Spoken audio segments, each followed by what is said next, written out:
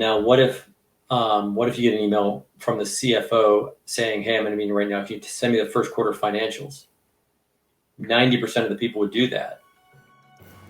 It's dangerous to go out there on your own, to go it alone. So you found CISO Stressed, podcast brought to you by Scythe. I'm your host, Liz Wharton, Chief of Staff at Scythe, Lawyer Liz on Twitter. And where we go on each of the episodes with CISO Stress is a biweekly look at all of the issues that are top of mind and top of topic, I guess, is the best way to phrase it, for CISOs and the information security, cybersecurity space. So welcome. And this week, we're excited to bring in for our episode Matthew Dunlop, who is VP and CISO over at Under Armour, which after a stellar career in the Army has gone welcome to the private sector, or I guess non-government sector. And I have promised Matthew we will not get too into the weeds on what to do or the fun of ransomware attacks. But at the same time, they seem to be in the news. We can't get away from them. So first of all, welcome to the show. And we're so glad you could take some time to chat with us today. Well, thanks for having me, Liz. So one of the things that I'm sure everyone is tired of hearing it, but I feel like we both have been with places that have gone through, in some cases, the post ransomware attacks, but we're seeing a lot of talk coming out of the Colonial Pipeline of, all right, what now? And what are some of the things of the challenges that you coming into Under Armour post dealing with some of these issues? How do you prioritize? What are you looking at kind of in the aftermath? Yeah, so it is very stressful when you open the news every day. There's another incident, and and you wonder, is anyone safe? And I think the answer obviously is no. If you think you are, then you probably need to take a closer look, because that's one of the things, I learned from my government time is, it's the ever famous, there's no ticker tape parade for a successful defender that ends a day fending off the enemy. It's, but sad old adage, you only have to be right once for the bad guy, but you have to be right every day for the defender. And so, so regardless of what protections you have in place, there's always a way in. There's always a phishing email that gets clicked, or or whatever, that the bad guy can find. And so I find myself, thinking about, are we where we need to be from a ransomware perspective? And again, like I said, I don't think you're going to find a CISO that says, yes, we are. But where I've been kind of going lately is, given limited resources everywhere, where's the best place to put the resources? Is it, putting more effort toward prevention, or is it really more of a putting effort toward resilience and business continuity? And I sort of think it's the latter. You can't forget about the prevention. You can't just wash your hands and say the enemy's going to get in, I'm just going to stop trying to keep them out. Might as well leave the doors open, but it does very little good to have all the latest and greatest defenses in place if you can't recover, if you can't keep the business running in the event that that something goes wrong. And it's not even, it's more than just a standard business continuity plan, because a standard business continuity plan, can help you in terms of like an outage or things like that. But you have to be prepared for, a cyber attack. A cyber attack is a different kind of business continuity. You have to say it's a lot different than, say, a power outage, which we had to deal with at the airport, where suddenly you're trying to do business continuity because there's no power, not because of malicious actors. Like, we knew our systems were good, but what is it? Scythe CTO George always advocates, as well as Bryson, of just assume breach, assume something's going to happen. So if you're building your business continuity plan that is based around the threat actor or the ransomware, where do you start building? Yeah, and I think and you're right. You have to treat it differently. Like we had a similar incident at Under Armour when a tornado came through Nashville, and cut out power for some time at our Nashville facility. We got lucky though; it missed our actual facility, and so we weren't that impacted. But it is a different type of resiliency. You got to plan differently. Are your systems on the same network as the rest of your? Because a power outage doesn't matter if everything's on the same network. It's easy to switch over if they're on the same network. But on the other hand, if it's a cyber attack, if it's a ransomware attack, then did you just give the bad guy access to all your backups and your failover site? And so, it's a different, like I said, it's a different type of exercise. And how do I switch over from a ransomware attack to a disconnected backup facility than I would from a normal connected facility? And those are the kind of exercises you start having to go through. And then you start asking yourself, well, what's my backup strategy? If you're following a fairly standard backup strategy, the bad guy probably knows what the backup strategy is, and can either wait it out or can predict it. And so then you ask yourself, do I do an unpredictable backup strategy? Do I save in a pseudo-random fashion over a certain period of time? I'd say, is this where we put the gratuitous reference to Hunt for Red October? And the crazies, like, well, no, he's going to pause. Like the bad guys are going to pause because they're waiting for you to do X, Y, Z of your game plan. Well, and that's the other piece too, is, speaking of the bad guys, obviously they have a vote, but you're seeing more and more companies paying the ransom, and it sets a bad precedence. You saw CNA pay $40 million ransom. That's huge. And of course, then you take that a little bit further. You go, well, if I got paid a $40 million ransom, I can go out and hire some really talented folks. so then they just keep upping their game. But you have companies like Bose that didn't pay the ransom, and I think that's a huge win and a huge feather in their cap. They were confident in the ability to recover, and as far as I know, they did, and they did well. And I think that's kind of where we need to get to, because as long as these companies start paying these keep paying these multi-million-dollar payouts, it just is going to continue to proliferate. Well, and it also, you look at when we talk about the business continuity, you think of the money being lost or the services. And we talk about, and of course, with Under Armour, I mean, if I don't have the proper equipment and attire to work out, or my access to the apps and stuff, but it's kind of a different scenario when you start talking about some of the critical infrastructure and some of the companies that are providing services that are adjacent to that. And their ability to get back up to speed, of course, is going to build a different playbook, because they don't have as much time to wait it out, to the extent anyone has time to make decisions and make mistakes as they're getting everything back online. No, and I think that's why you've seen a lot of those industries get attacked, is because they know that they really have very little choice in the matter, and those are, you start thinking about, you're seeing ransomware attacks against healthcare facilities and things like that, and similar thing is they can't afford to have any downtime. But from the flip side of it, from the business continuity side, the ability to have a backup and the ability of all your critical systems, the ability to fail over to that is expensive. Mm-hmm. And so, it's a lot of companies, it's not that they're not prepared or they're not thinking about it. It's very difficult to afford to do that. Particularly as you're looking at a number of healthcare facilities, which are struggling just to keep the right equipment for patients.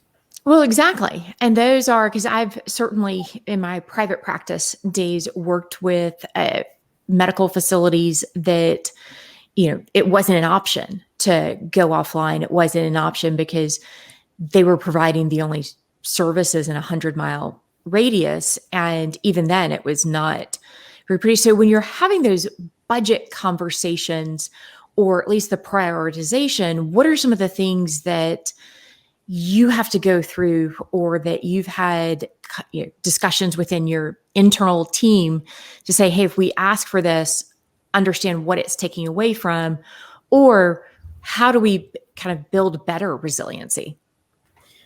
Yeah, and I think that there becomes one of the most difficult problems for a cybersecurity professional is quantifying the risk. Um, it's easy for me to say if these systems are down, we're not pickpacking and shipping, and that costs us X number of dollars every hour. But then you have to balance that with, well, what are the odds of this happening? What's the probability of this happening compared to the cost? Because it's easy for me to say, well, if we don't have every single thing protected, we could potentially be shut down. That's going to cost us X number of dollars per hour. But that's not realistic. And so, it's that balance and being able to say, hey, this is this vulnerability has about a 35% chance of being exploited and taking down our, and that's a very difficult task for a CISO. Because no one's going to say, no one knows, no one has a crystal ball. Yeah. So. Well, we see that in the regulatory realm as well. Politicians, regulators react to what they see and what they can quantify. When you have certain, Computer Fraud and Abuse Act that came because it was very easy to show the movie War Games and say, okay, how do I protect against that? But when it comes to businesses and having those similar conversations to say, okay, yes, that attack you just read about or you saw, discussed at this or that was in the latest movie. Okay, that's not really our, one of our main pain points, but this other thing is, does that change how you approach, or that analysis change how you approach your discussions, your conversations? Oh, absolutely. In fact, when you say that, it kind of made me smile because I remember when I first came into this job, I was working in Cyber Command on the offensive side. And my team had asked me, hey, what are some of the cool, things we should be looking at from a 0-day perspective and this and that. And I'm like, it's all about the path of least resistance. Mm-hmm. It didn't make as much sense to invest a whole lot of effort into a 0-day when you can just send a phishing email and the odds of clicking on it are great. And that's exactly what the bad guys are doing. So honestly, if the board came to me tomorrow and said, Matt, where do you need the most money? If we gave you a blank checkbook, where would you apply it? I would say, for right now, keep your money. Let's focus on awareness and teammate training, because that's where it doesn't matter what all you have in place. That's not entirely true. There's certain things that obviously help shore that up, but it just takes a couple teammates clicking on a couple phishing emails, accepting an unsolicited multi-factor authentication prompt, that sort of thing that lets the bad guy into the network. So if you can raise awareness, you've done you've taken huge steps in shoring up your infrastructure. And I think everybody by now has probably seen the statistics of like anywhere from 90 to 98% of all cyber incidents are the result of employee error. Yeah. So if you can teach the employee to be a better user, then you've significantly, tightened your landscape. Well, and two, was having conversation the other day because yes, I do nerd out with people when I'm not on the clock, so to speak. But we were talking about a case that's currently working through the court system where it was a fraud case. Insurer balked at and didn't pay for the complete coverage because he said, well, all right, you goofed up here. There was a business email compromise, there was this. But on the flip side, the financial institution that transferred the money, they said, you didn't go through any of your protocols that were in place. I mean, you didn't even question when the accounts were different. So quite frankly, you snoozed, you're going to lose on this. You're not covered for this aspect of it. And how do you keep employees? I mean, because I know one of the challenges we had in preparing our response and go through is remembering where things were. Like, okay, I know we have a process for this. Oh, shoot. Who remembers where it is? Or, okay, I know I'm supposed to call someone. Who am I calling? How often or how critical are those kind of those prompts? Is it you just do so many tabletop exercises or training of the execs of saying, okay, when you see this, let's have it be muscle memory that if this, then this, if this, then this. No, that's absolutely right. And that's a challenge that I'm honestly going through right now is we have the policies. I don't know that half the teammates know where to find them. In fact, I'd probably even raise that to 75% of the people don't know where to find them. So we're working on building out a consolidated policy page. And that's everything. I mean, that's like your travel policy, all these different policies. And then once we build out that once we build out that consolidated policy site, do we really think anyone's going to look at it? I mean, and so it's how do you get the people to know what they need to know? Because we have policies around that too. Like anytime there's a change of a bank account requires a second form of verification. But do they know it? Do they remember it? Will they do it? I mean, all those are questions that you hope the answer is yes, but this, it's training and repetition and that sort of thing. And you're right. The tabletop exercises help, but everybody's under so much pressure, and the bad guy is reliant on that. And it looks more believable, especially when it's coming from the regular business email that you do business with. They got compromised. Bad guys intercepting all those messages. It's I mean, like I said, that's your, where you've got to dedicate the majority of your effort is just making security everyone's responsibility and getting everybody interested in helping out and fixing it. Well, that was, and I haven't looked at the numbers probably in about a year or so, but one of the things I loved to point out in different presentations on the risk modeling is who do you think are the biggest kind of threats or vulnerabilities within your organization, and HR and finance. And I was like, oh, okay. And let's be honest, the lawyers, sorry, we probably are some of the worst because again, the habits, and you want to be accommodating to your, oh, okay, gosh, you've lost your access to this. Well, okay, I want to be helpful because I want you to continue doing business with me. So that pushback. Now, as you're building out kind of don't forget the executives, though. Don't forget the executives. Exactly. And I don't want to be inconvenienced. Well, yes, but you're the one that's most targeted. Exactly. Well, and I always laugh when I get the phishing emails where it's allegedly from the CEO who they're asking me if it's coming from, Bryson saying, I can't find your phone number. I was like, ha, ha, ha, joke's on you. That is one of the fastest ways of communication. You're not me, or you're not Bryson. And therefore I was like, ha, gotcha there. But yeah, it's building out, and the numbers, as you said, it's staggering when even FBI numbers, as much as we have ransomware, it's business email compromise that takes the top spot most of the time. When I always laugh because, I like to bring up examples when I do the awareness trainings. I'm like, okay, imagine you get an email, say I'm the I'm the CEO, I'm in a meeting, I need you to go out and buy 10 iTunes gift cards, scratch the back, give me the number. And I can't be bothered right now. How many people do that? And, of course, everyone laughs, nobody raised their hand. Of course, that happens all the time. But then I go, okay, well, now what if you get an email from the CFO saying, hey, I'm in a meeting right now. Can you send me the first quarter financials? 90% of the people would do that. And that's much more damaging than 1099 gift cards. Yeah. And so, so it's educating the employee base to stop sending sensitive data over email, period.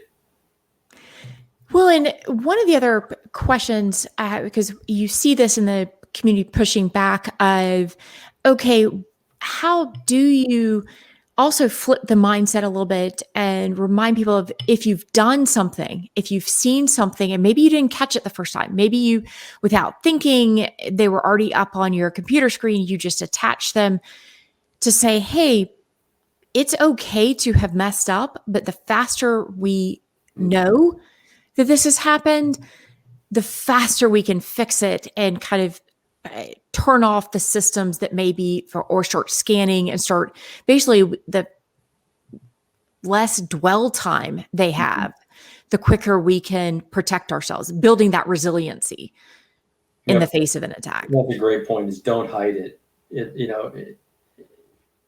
I get that you're embarrassed. I get that, you made a mistake, but please tell us, Yeah, no, absolutely. That is, and especially with everybody working at home. Mm-hmm. Like the kids may get on your laptop and do something. They're like, okay, yes, that was against protocols, but let's figure it out. Mm-hmm. Mm-hmm. But I was going to say, just to kind of tag on to that, it's funny because people say, well, are you concerned about your employees working out at coffee shops and things like that? I'm like, no, they're working from home. It's probably worse. Yeah. Their kids on who knows what, on their own private network. It's, you focus on the endpoint. You can't focus on the network they're operating off.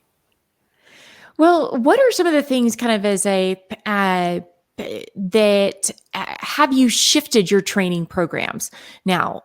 As not everybody's, we've got the work from home. Some of that is here to stay, and you've got those hybrids. So when you're in the office, it's going to be one, threat matrix, risk matrix. When you're at home, it's completely different. Have y'all shifted some of the training programs to address that of don't forget this? Yeah, absolutely. We've shifted a lot on focusing on, hey, you're working from home, be mindful of what's going on in your network. If we've actually pushed a lot out to the cloud, and we have endpoint protections on all of our systems, so we really don't have teammates needing to VPN in as much or come in on a virtual desktop as much, except when they're accessing extremely sensitive stuff. So in that regard, we've buttoned that up quite a bit. But there's only so much you can do. You greatly increase the surface area, and it's not gonna go back to the office. Even when the pandemic's over, I think you're seeing more and more companies that are going to either a completely remote or a hybrid environment, and Under Armour is no different. So this is the way it is, and this is we've got to focus everything on making sure that teammates are doing the best they can from their locations that they're working from. Well, thank you. And so with CISO Stressed, as we're winding down the conversation, one of the things that we like to talk about is, so we've talked about all the negative or, stressful different things, but stressed backwards is desserts. And desserts being a way to wind down, end a meal, kind of cap off an otherwise long day.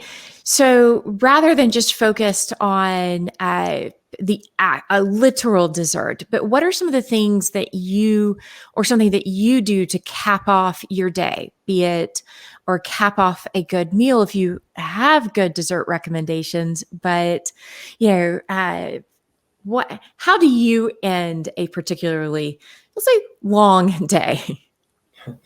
There's ends to the days.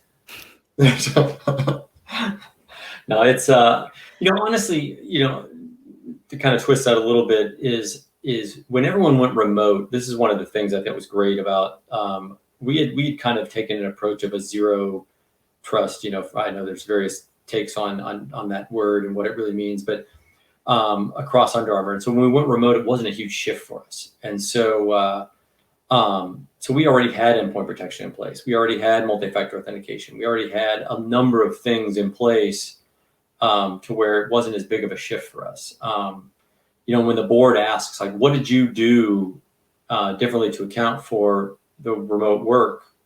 Nothing, not really anything. We were already kind of doing a lot of these things. And that honestly has made things a lot less stressful throughout the pandemic. As I remember joining a call early with a group of CISOs and people talking about having to rush to change out desktops to give employees laptops and then trying to get endpoint protection on all the devices. And I'm just imagining what a stressful nightmare that must have been, So now I'm completely picturing almost the, kind of, I'd say the Monopoly character with the top hat, or if you just sitting back, like swilling some very expensive beverage going, oh, gosh, that's that right. Poor planning on your part has paid off well. But That's Bryson. I remember going over to Bryson's house one time and I'm like, well, what would you like to drink? And there was like 20 different kinds of bourbon. I'm like, bourbon? Right. Right. Well, thank you for joining us. You've been listening to CISO Stressed with Matthew Dunlop over at Under Armour. But also, where can people find you on Twitter? We've been scrolling your Twitter, but if they want to get more thoughts and see what's top of mind for you, where can they find you? At work, no. Honestly, I spend probably more time checking LinkedIn than anything else, just because I'm trying to minimize my social media platforms. I have 4 kids, so it's a lot of spare time. Well, eventually they will hopefully go off to school, get out of the house, and you will find that again. Right. Eventually. That was as my parents toasted each of the 5 kids leaving the house, like more money and time for the rest of us. Like, this is awesome. Go forth, little bird. But anyway, thanks again. You can find CISO Stressed episodes on Spotify, Apple YouTube channel, Apple Podcasts, wherever you listen to your podcasts. Find us streaming, and find Matthew on LinkedIn. And in probably another decade or so, you will see him out and about again once the kids are more on their own. But I'm your host, Lawyer Liz, and look forward to catching everyone next time.